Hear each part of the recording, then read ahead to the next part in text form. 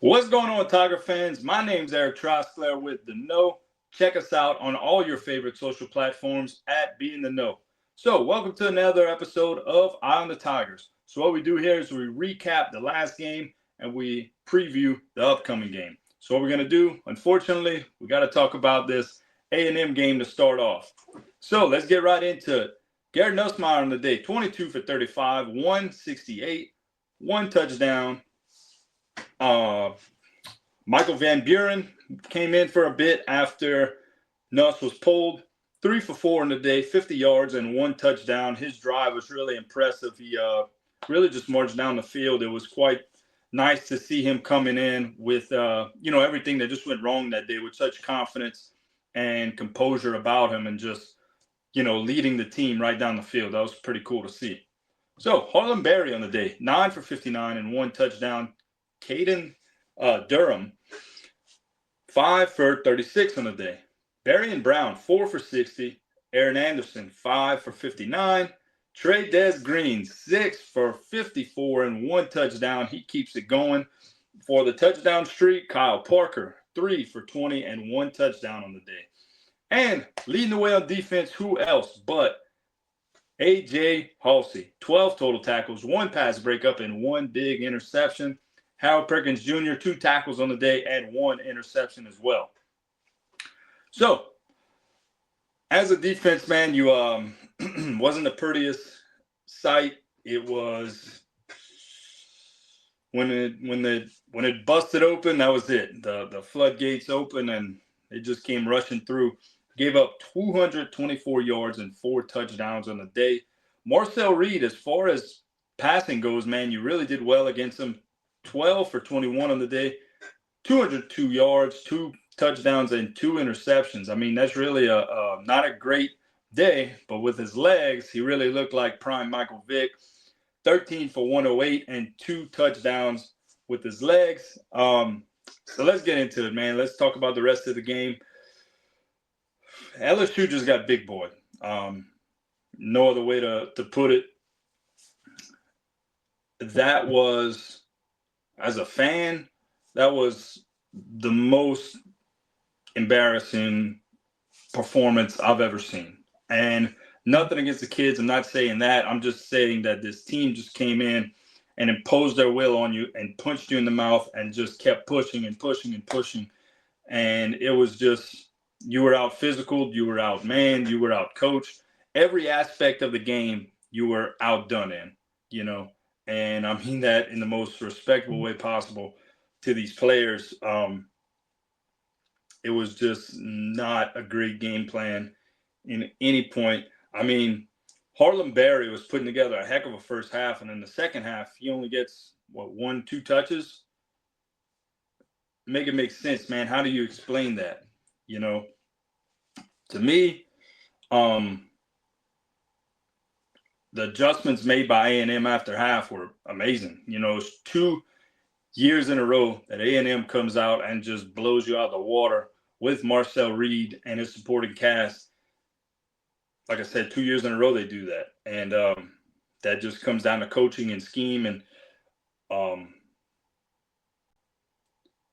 LSU is embarrassed, And like Eddie Murphy says in life, you have consequences and repercussions. And consequences and repercussions were had. Brian Kelly's no longer with the program. Neither is Coach Joe Sloan. So, a little bit of new life into the Tiger program, man. Coach Frank Wilson, who is one of my favorite coaches of all time, this guy has been all over the map as far as coaching goes, right? He's been over to a ton of major programs. He even was the head coach at a couple stops. Actually left a head coaching job to come back to LSU as the running back coach.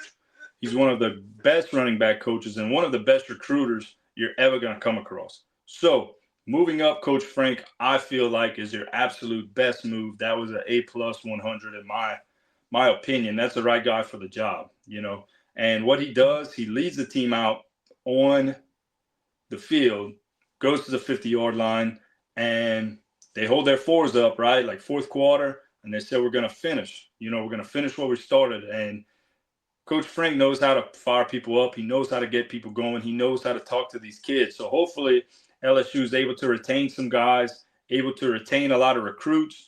Coach Frank also got on the phone and started talking with a lot of former players, which is big, especially with a program like LSU, because Baton Rouge, if you listen to a lot of these guys talking the radio, I personally listen to Off the Bench with Jacob Hester and Matt Flynn every day for years now. And they're talking about it this week. Baton Rouge is a place that a lot of these guys move back to, not everyone, but a lot of these guys move back to, and that's because that sense of community that you feel. So when you have a head coach over the Tiger football program that doesn't welcome these former players, that's a problem. That's an issue. And if you've seen social media, a few videos this week coming out of former players come out and talking to this team. Like I said, Jacob Hester's one of them. And something that he said, man, which really sat with me is, LSU football needs to come back. Like, this is a place that it's nasty. It's too gritty to be pretty. It's imposing your will on your opponent and not letting up, and something something I would recommend, be a better word, you guys to go watch. Unnecessary Roughness put out an episode. T-Bob Hebert, Brandon Taylor, Michael Brockers, and Brendan Fajoko. And what they did is just go over the state of LSU right now, the state of the LSU football program. And it's an excellent listen to these four guys just chop it up and, talk about what LSU means and what LSU means to them, And me personally, when I think about LSU football, I think, just to echo what Jacob Hester said, I think about imposing your will on your opponent, never giving up, physical, nasty, just downhill, hard-nosed football. That's what I think about. And the first player that comes to my mind is number 18, Brandon Taylor. BT, I feel like, embodies that. If you watch Brandon Taylor play, was he the most popular player? No. But in my opinion, he was someone that just embodied that LSU football just attitude. Him, like I keep bringing up the same guys, but a guy like Jacob Hester, Michael Ford, on both sides of the ball, man. Brandon LaFell, there's so many. You could just keep going on and on and on. LaRon Landry, of course. Ja Eugene, another one of my favorite players. These are guys that just played. Ron Brooks, just with that nasty mentality, like you're not going to outwork us. When you see LSU in that schedule that, yeah, you might beat us, but you're going to feel it for 3 or 4 weeks. You know what I mean? So that's my opinion. You have to get this hire right. You have to bring in somebody that's just going to embody that's going to be able to relate to these people, that's going to be able to bring in these kids and, just bring back that nasty, that tough LSU football, Even in the NIL era, I do believe that you could do that.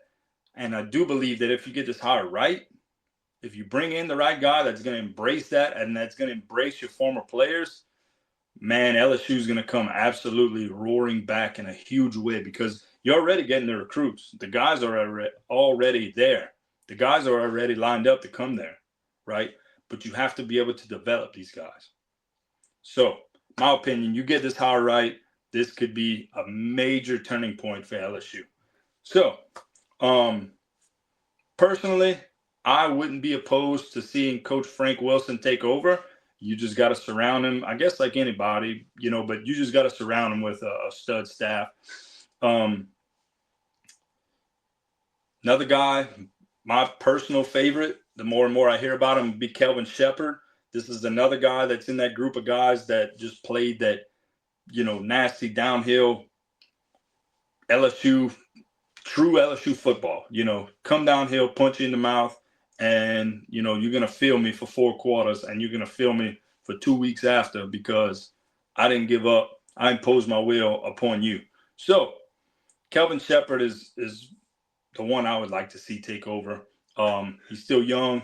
He could relate to these guys. He is going to bring a lot of new life. He's going to bring these old players back. That's something I would really, really, really enjoy to see. But I can't say this. Well, never mind. Let me just say this. I think that the governor of Louisiana, so I do understand what he's saying about the taxpayers' money or what have you. But I feel like the state of Louisiana has a bigger fish to fry. Let me just say that. And what's going on with the LSU football program. But that's all I'm going to say. So, you come out the bye week. You got a bye week coming up. Come out the bye. You're going to Alabama. What I expect to see there is a team that's going to compete, right? Like we played in that first half against A&M, you were only down a few points. You can get that interim bump with Coach Frank. I feel like seeing, just a team that's going to just be re-energized and just come out and just play loose. Because you have nothing to lose at this point, really. You have nothing to lose. You get past Alabama. You got Arkansas, Western Kentucky, Oklahoma. It's a very manageable schedule, after Alabama. So another thing I would like to bring up with the whole LSU attitude, the whole LSU football thing. Jontre Kirkland, if you remember Texas Bowl a few years ago, right before when you're bridging the gap between Coach O and Coach Kelly coming in,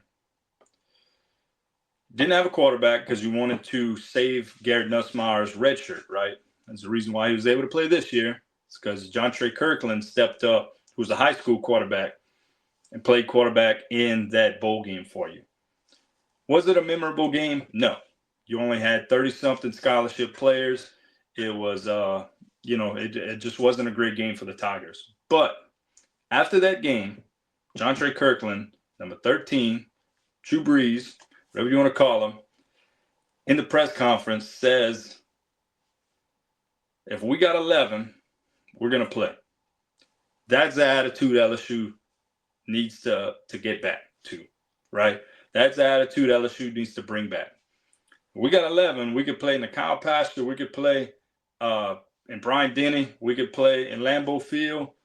Or we could play, across the street in the driveway, But if we got 11, we're going to strap up and we're going to play. And you're going to feel us, So it's going to be interesting, man, to see where this coaching search goes, who LSU winds up getting, who LSU winds up hiring. Like I said, my personal favorite right now would be Kelvin Shepherd.